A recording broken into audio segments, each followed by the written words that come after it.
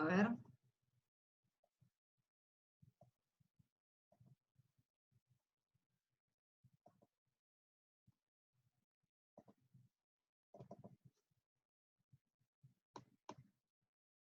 Muy bien.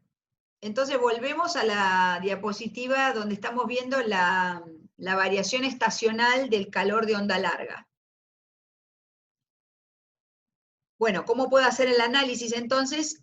Tengo que mirar los hemisferios en forma diferencial, digamos, porque claro, acá tengo diciembre y febrero, junio y agosto, entonces diciembre, enero, febrero sería el verano para nuestro hemisferio, y junio, julio, agosto el invierno para nuestro hemisferio. Bueno, miro cómo es el...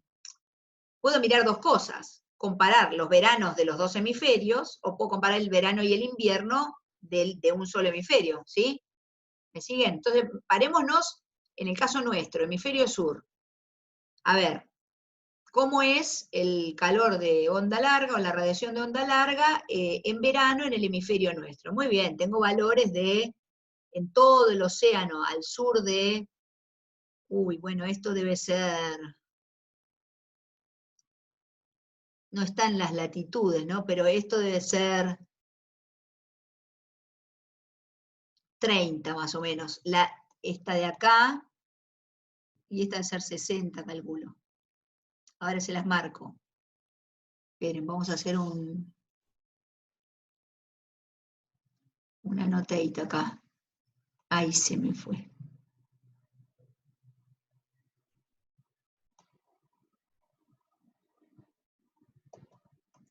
Acá, texto, 30 sur. Yo creo que esa es 30 sur, no sé por qué no me lo corre, a ver.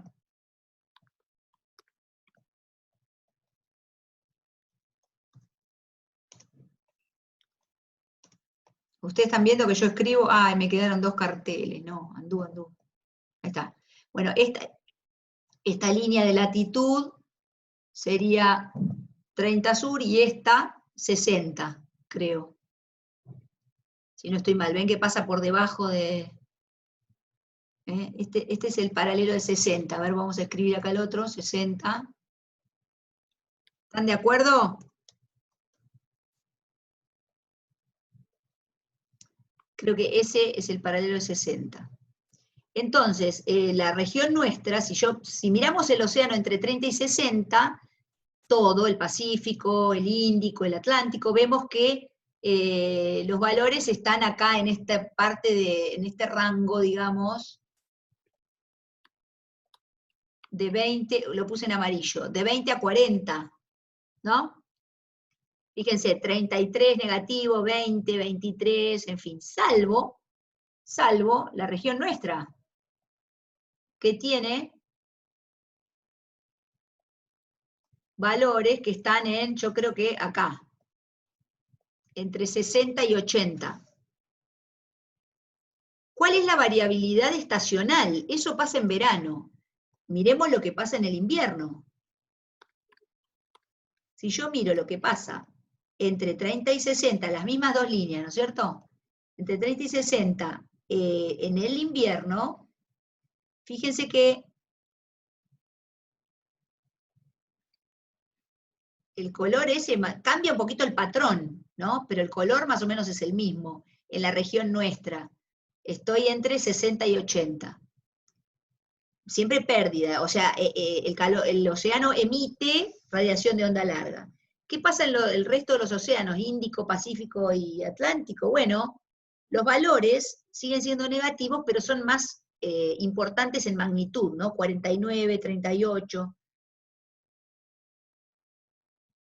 Lo que era 20 se me fue a 49, por ejemplo, acá. Lo que era, no sé, 38, lo que era, perdón, 23 en el verano, se fue a 38 aquí al sur de África, ¿sí? O sea que siempre son valores negativos, pero son mayores, los números son más grandes en el invierno. ¿Qué quiere decir eso? Que en el invierno estamos emitiendo más, ¿no? Radiación de onda larga. ¿Quién estamos? El océano. ¿Se entendió? Vamos a ver si en el invierno del hemisferio norte pasa lo mismo. Esperaríamos que en el invierno el hemisferio norte, voy a borrar los dibujitos. En el invierno del hemisferio norte, estoy acá, diciembre, febrero, parémonos, por ejemplo, en el Atlántico. Hagamos esto, el Atlántico, qué sé yo, para ver una región. Me paro ahí mismo, ¿no es cierto? Acá, diciembre, febrero es el invierno para ellos, y junio, julio, agosto es el verano. Los valores en el invierno son más intensos, digamos, en magnitud son más grandes que en el verano. O sea que la variabilidad estacional lo que está mostrando es que el QR aumenta en magnitud en el invierno, en ambos hemisferios. En invierno el QR aumenta. ¿Por qué? Bueno, hay una dependencia de la temperatura, obviamente.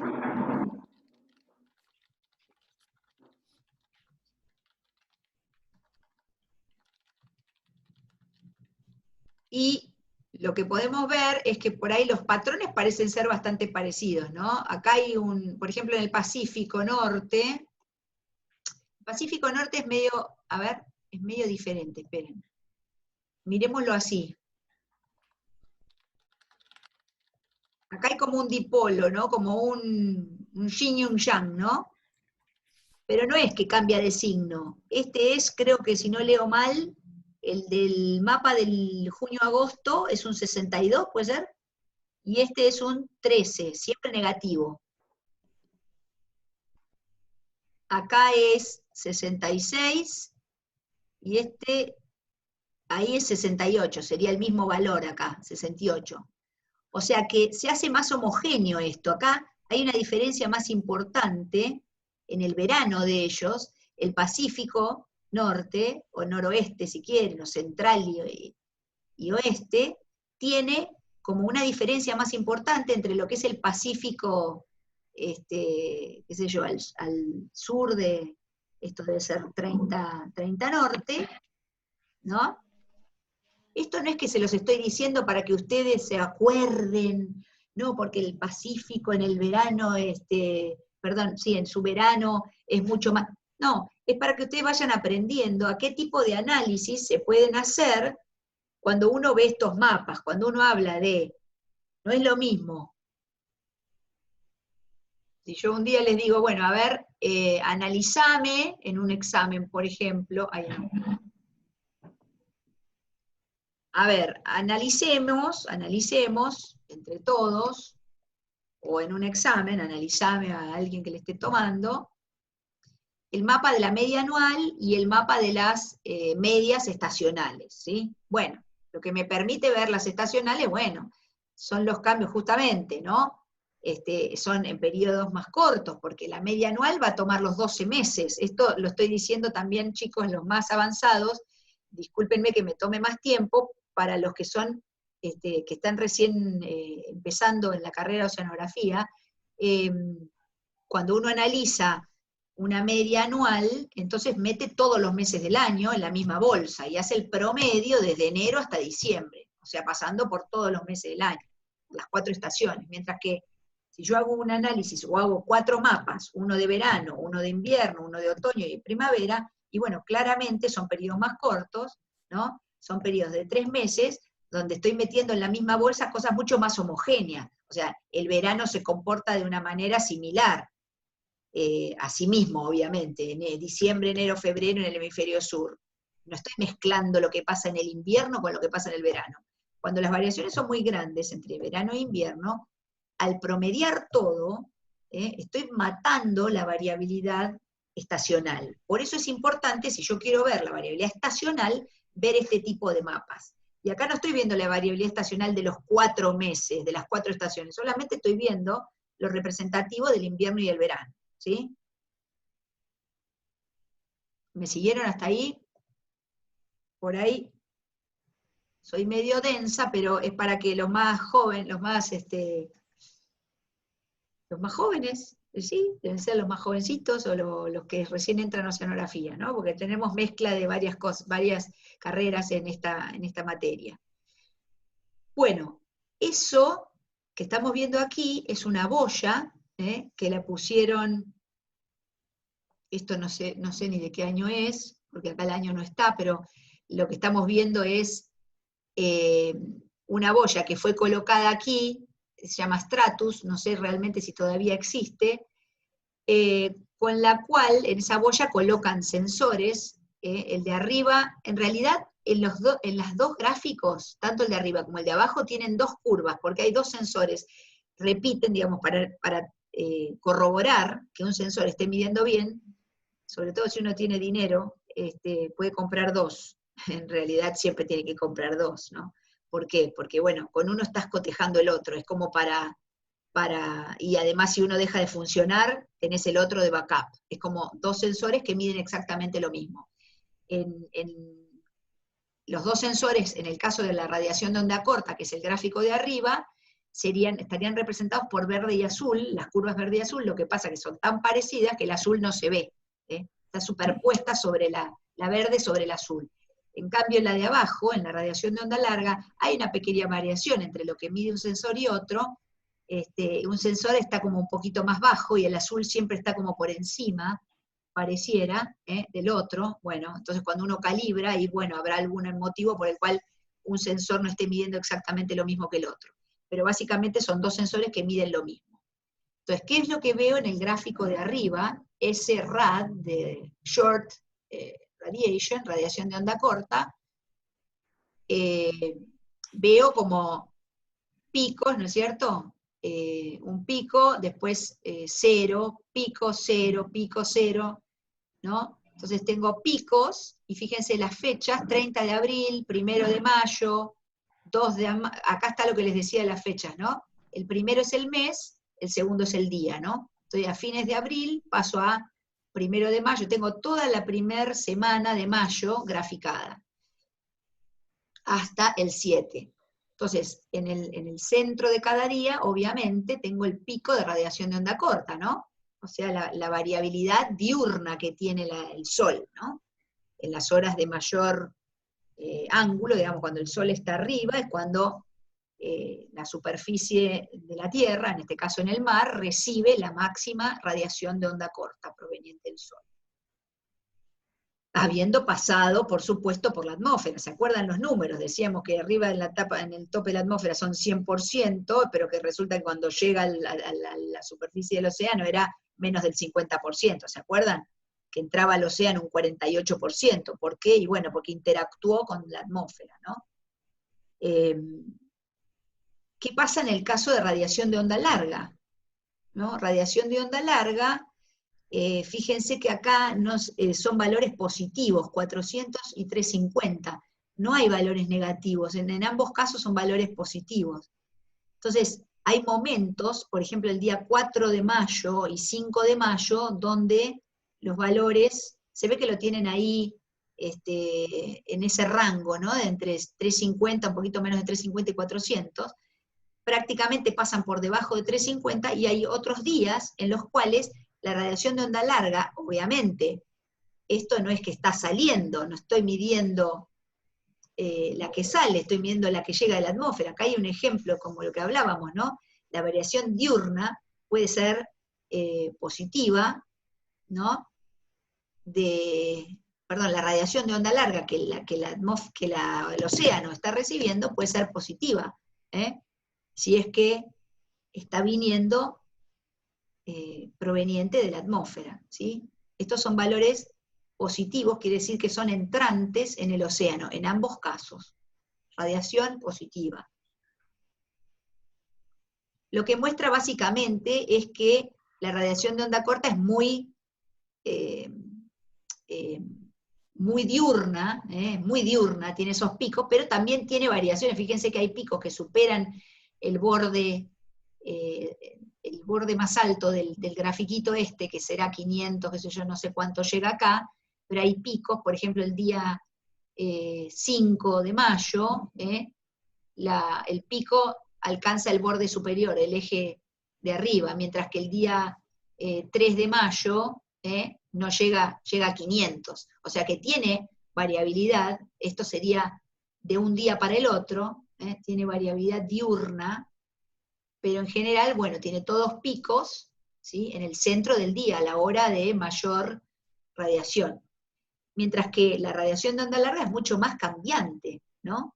Todo depende, entonces, depende de la temperatura, pero también depende de la cobertura nubosa. Bueno, ahora cambiamos a otro.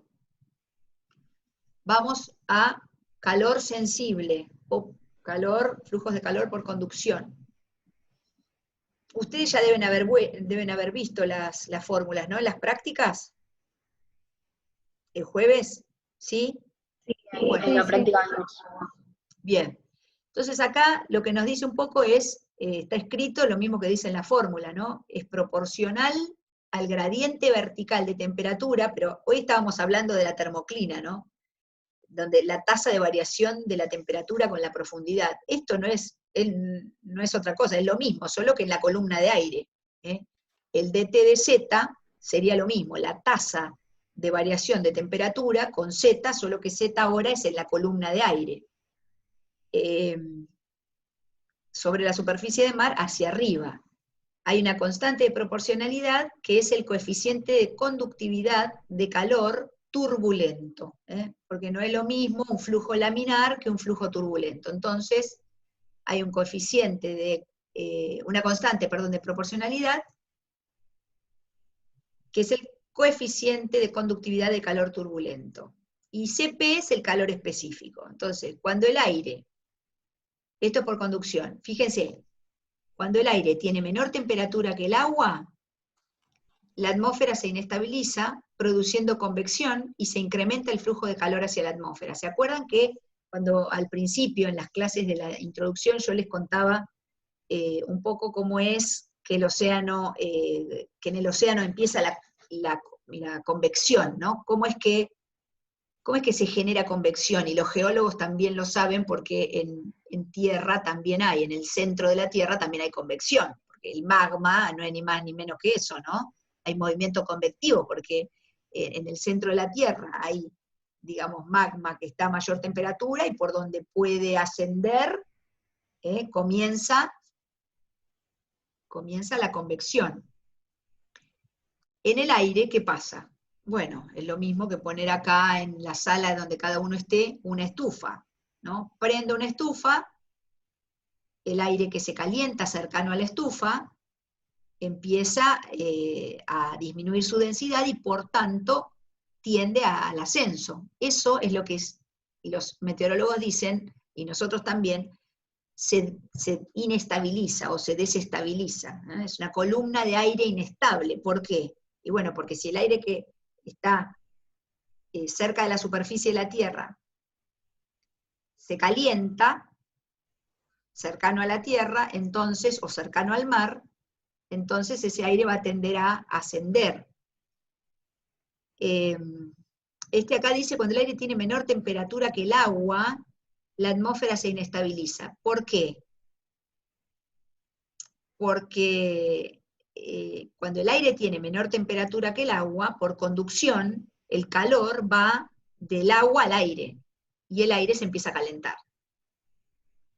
¿Sí? Entonces se desestabiliza la columna de aire porque se empieza a calentar desde abajo. Entonces esa parcela de aire caliente tiende a ascender. Muy parecido a lo que estuvimos hablando de la estabilidad de la parcela de agua, exactamente igual. Ahí hay un grafiquito que dice, si la temperatura de la superficie del mar le llamamos SST, ¿no? Sea Surface Temperature, esto todo nos viene del inglés, disculpen, porque también es TSM, temperatura superficial del mar. Pero estamos tan acostumbrados a decir todas las siglas en inglés que muchas veces SST, Sea Surface Temperature. Cuando la temperatura de la superficie del mar es mayor que la temperatura del aire, la conducción del calor es de donde hay mayor temperatura a donde hay menor temperatura. y ahí entonces el aire se hace inestable, o la atmósfera se desestabiliza o se inestabiliza. ¿Cómo es? Este se llama, entonces dijimos calor sensible. ¿Se acuerdan? QC, en alguna nomenclatura aparece como QC por conducción y en otras como QS. No, QS es shortwave, no, QS no puede ser. No me acuerdo si en el de Talley tiene otro nombre, pero yo se los puse ahí en una de las diapositivas. Ahora miremos este patrón. Este es la media anual de lo que se llama flujo de calor sensible en la superficie, o a través de la superficie del mar. En el mar, estoy en el mar, no en el aire. Miren la paleta. Tenemos valores positivos y valores negativos. Los valores positivos están como hasta 100 en la paleta, los valores negativos hasta 500, pero bueno, ni a palo, digamos, llega a valores de 500 porque no hay ningún rojo muy fuerte, y los valores positivos tampoco, hay fucsias, O sea, es una paleta, esto es una cosa que ustedes tienen que aprender. Cuando ustedes tienen la posibilidad de hacer su propia paleta, había una práctica que creo que no la hicieron, la de la clorofila, pero ya van a tener posibilidades de hacer sus propias paletas de colores. Uno, para que todo le quede, para que esté bien aprovechada esa paleta, tiene que elegir que todos los colores que tiene disponibles estén en el rango de valores que uno tiene. Este mapa tiene valores de, fíjense, ¿cuáles son los valores más grandes en magnitud? 28, acá hay uno que no lo veo, no sé, abajo, acá en la Antártida, ustedes lo ven, 34 creo que dice, donde tengo el mouse, 38, 27, todos positivos estos, ¿no? Los azules. Y de repente tengo valores negativos de 58. A ver quién ve alguno más grande. Yo el más grande que veo es, pongamos acá, 58. Esto parece ser algo también grande, pero no se ve el número. O sea, grande, 58 negativo, no estoy como por acá. ¿Y dónde tengo otros valores? Acá podría ser también. Y después, en el mar. Fíjense que esto es continente, ¿no? Todo esto, la Antártida acá es continente. Y acá Groenlandia es continente, con lo cual los azules en el mar ni aparecen, ¿eh? En el mar, fíjense los valores, no llegan ni a ver, 26, están por acá. ¿Sí? Salvo estos. Sí, pero ¿quién me marcó esto? Esto es tierra. Acá, a ver. Voy a hacer, acá no. Truc. Puse una X azul. No, porque es tierra. Estoy mirando el mar en este caso. Esto no. Truc. No. Truc. Esto tampoco. Lo pongo en rojo para que se note. Y tampoco. Estoy en tierra. Está bien, yo había dicho este valor como alto positivo, ¿no? Pero estoy en tierra. Entonces miren el mar. Nada, es muy poco variable, salvo este número, este 58 dice, creo que dice 58 acá, negativo, o sea que estoy ahí, ¿no es cierto? Y esto parece ser bastante similar. Acá hay un 62 y es agua.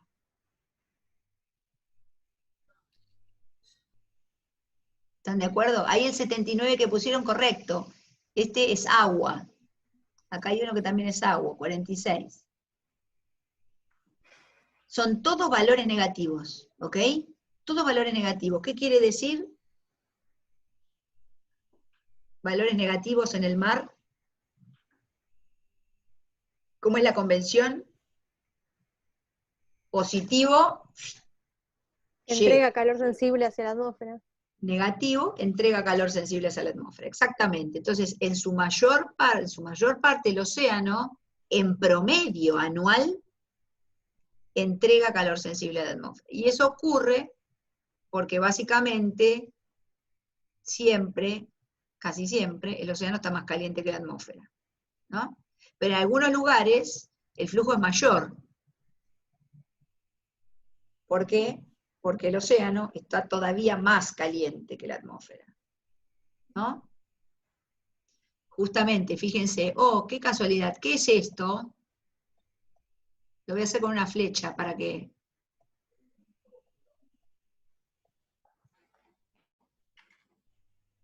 ¿Las vieron? En el hemisferio norte, las flechas rojas. ¿La corriente del Golfo? Perfecto. Esta es la corriente del Golfo, en el Atlántico, y esta... Bueno, ya vamos a ver, no importa los nombres, es otra corriente muy importante, ¿sí? Después vamos a ver todos los nombres de las corrientes. Esta es como muy conocida, ¿no? Básicamente, esas son corrientes cálidas que llevan agua, transportan o advectan aguas cálidas hacia latitudes más altas, ¿sí? Entonces, en esos lugares, fíjense que el patrón de cómo se distribuye el flujo de calor sensible medio anual tiene mucha influencia por la presencia de las corrientes. ¿Está bien? Voy a ir a la otra, ahí me quedaron todos los dibujitos, acá está el estacional, y ahora igual que antes, hacemos el análisis de las diferencias entre el verano y el invierno. Analicemos entonces, por ejemplo, el verano nuestro, el verano del hemisferio sur. Es casi todo cero, fíjense que el blanco es entre menos 10 y 10, ¿no?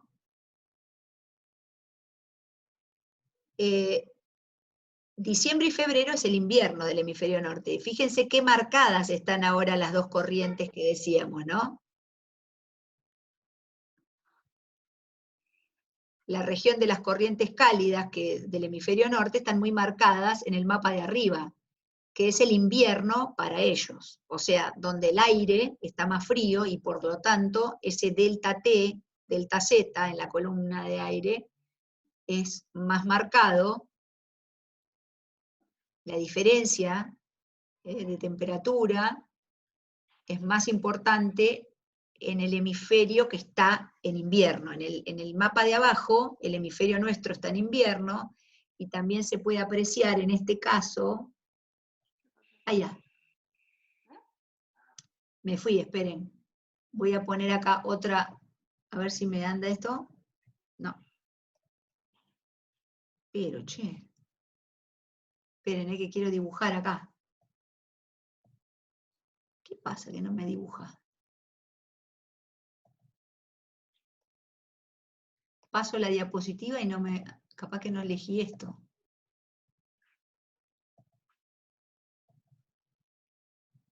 Ay, perdón.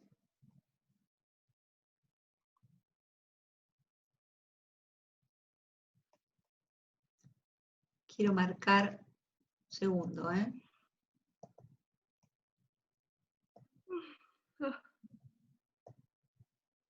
¿Tienen sueño? Descansamos un poquito.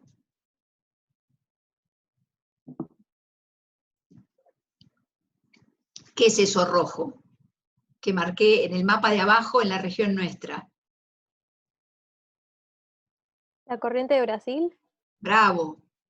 O sea que es una corriente que está también advectando o transportando aguas cálidas. En el hemisferio que está en el invierno es notorio, entonces, los valores acá en el hemisferio norte, en el invierno del hemisferio norte son de menos 20 más, ¿no? Son magnitudes más importantes. En el hemisferio nuestro, la corriente de Brasil, voy a borrar el dibujito para que se vean los valores, son un poco menores, ¿no? En magnitud me refiero. Todo lo que está blanco, fíjense que cuando estoy en el verano del hemisferio sur y en el verano del hemisferio norte, prácticamente los valores están entre 10 y menos 10. Es muy chiquito, ¿eh? Comparado con otros casos en los que teníamos 200, siempre estamos midiendo en watts por metro cuadrado.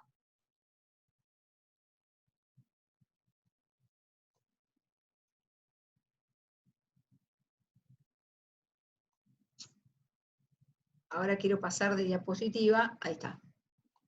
Flujo de calor latente, el flujo de calor latente está dado por, este es el QE, dado por FE por L sub T, esto lo deben haber visto, donde L sub T es una función de la temperatura, ¿no?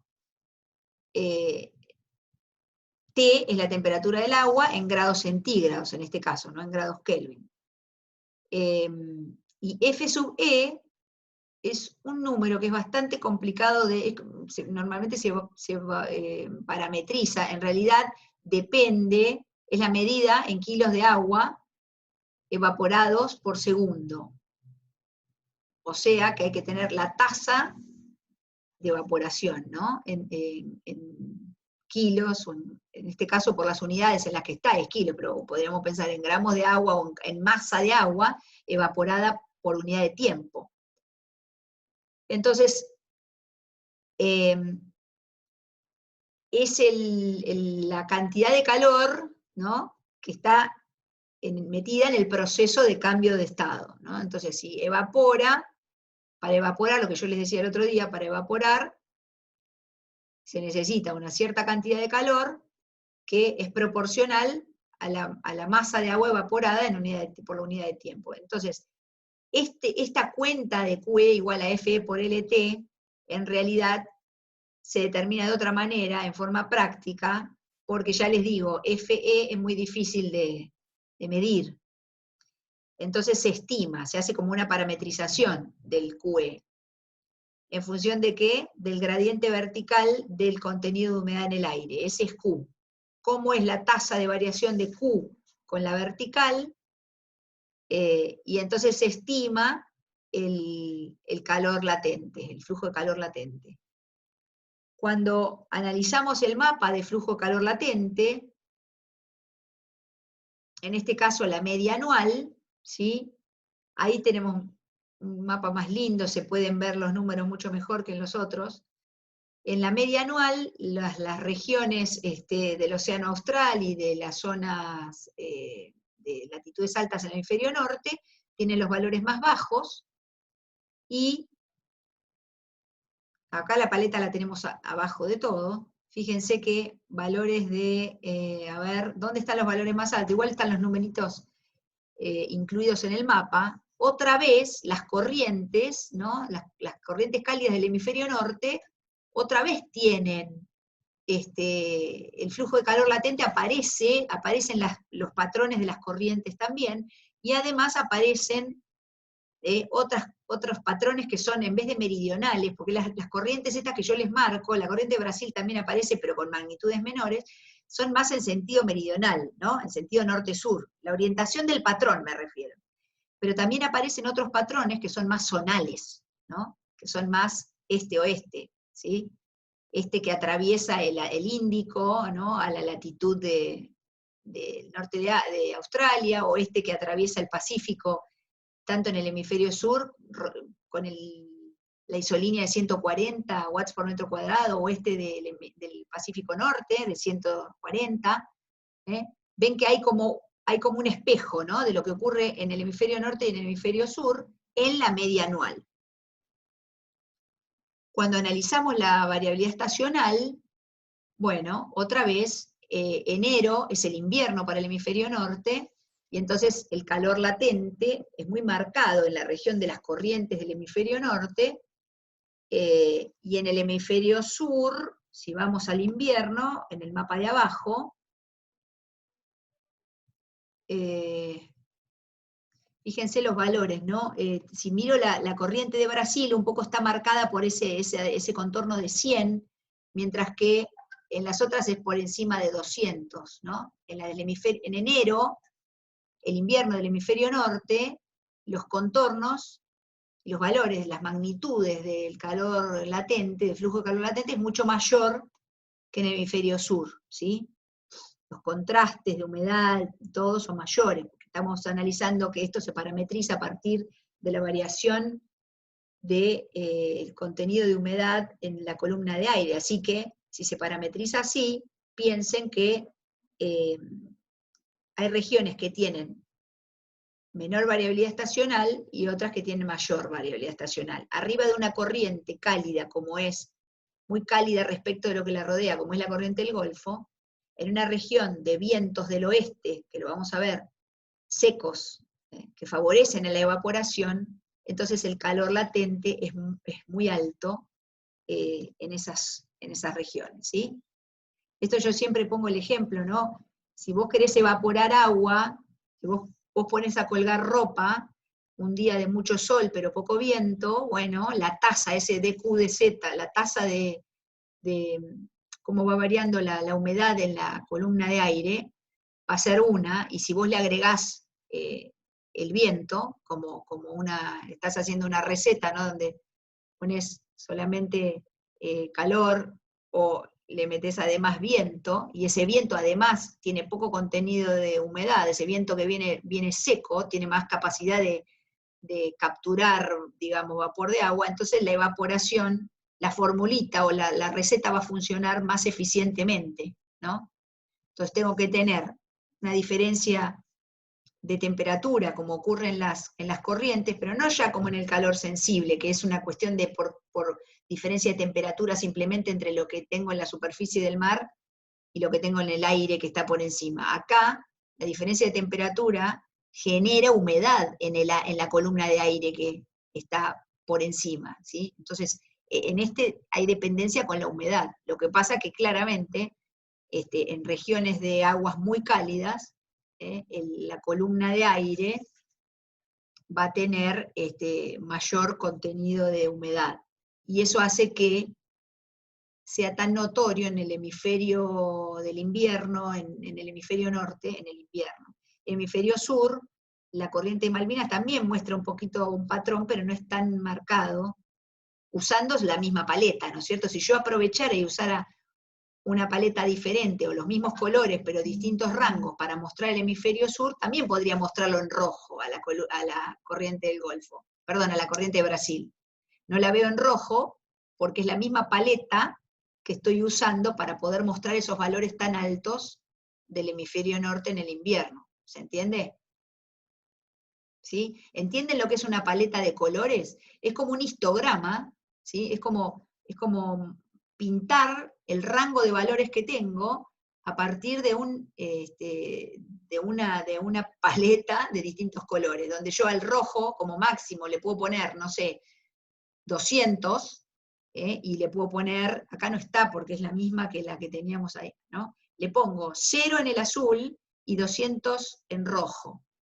Entonces, claramente, como los valores de la confluencia Brasil-Malvinas no llegan a rojos, no llegan a 200, aparecen en amarillos, pero si yo vuelo todo el hemisferio norte y utilizo los mismos colores para mostrar las variaciones que tengo en el hemisferio sur, al rojo ya no le pondría 200, ya le pondría, por ejemplo, los valores que tengo en amarillo, o sea, ya se me fue. Por ejemplo, 140 como máximo, y represento al 140 con un color rojo, ¿sí? Entonces vería rojos también. ¿Se entiende? Es asignarle un valor a un color. La paleta de colores es siempre de azul a rojo, por ejemplo, pero yo le cambio los extremos a esa paleta. Entonces es como que estoy mostrando el histograma de otra manera, ¿sí? Cuando involucro